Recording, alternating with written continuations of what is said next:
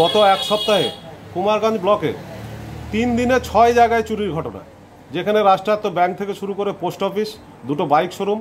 আজকে জানা গেল আপনাদের পার্শ্ববর্তী সাপানগরে একটি দোকানে এবং একটি চা বিক্রেতার বাড়িতে চুরির ঘটনা ঘটেছে। কিভাবে দেখছেন আপনারা ব্যবসায়ীরা? আমরা তো খুবই আতঙ্কিত এইসব চুরি ডাকাতি চুরির জন্য। তবে আমাদের যে প্রশাসনগুলো করছে আগের মতো সেই এদের কার্যকারিতা নেই।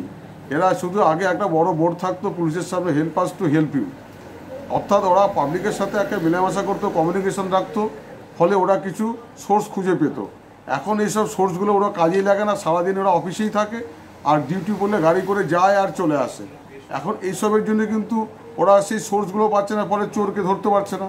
আর চোর যে এখন এইসব যারা ক্রিমিনাল তারা এখন হয়তো ওনারাও অসুবিধা হচ্ছে, বড় হাত হয়তো আছে, নেতাদের কোনো বড় হাত আছে, হ্যাঁ সেই জন্য ধরতে যাচ্ছে না, ধরতে গেলেই হয়তো বলছে না আমার লোক ধরতে পারবেন না।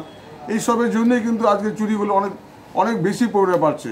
আজকে যদি ধরা পড়ে যায় এমন একটা সেকশন দিচ্ছে, তারপরের দিনই যে জামিন হয়ে যাচ্ছে, এতে কি হবে? এবার প্রতিদিনই ওরা চুরি করবে, এইসব ব্যবস্থা হচ্ছে। আপনারা ব্যবসায়ীরা এখন কতটা আতঙ্কের মধ্যে রয়েছে? আমরা খুবই আতঙ্কিত। রাত গেলে ভাবি যে দোকানের মধ্যে সে ভ্যালুয়েবল জিনিসটা রাখা যাবে না, দোকানের সাথে মাঝে মাঝে লোক পাঠাতে হবে।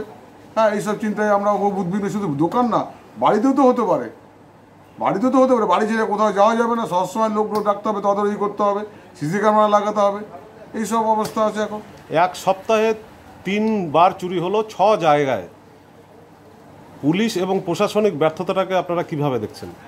পুলিশ প্রশাসনিক ব্যর্থতা তো এটা আজকে নতুন করে না। প্রশাসনিক তো ব্যর্থতা তো পুলিশ মন্ত্রী ব্যর্থতা তো আগাগোড়াই আছে, সে তো সব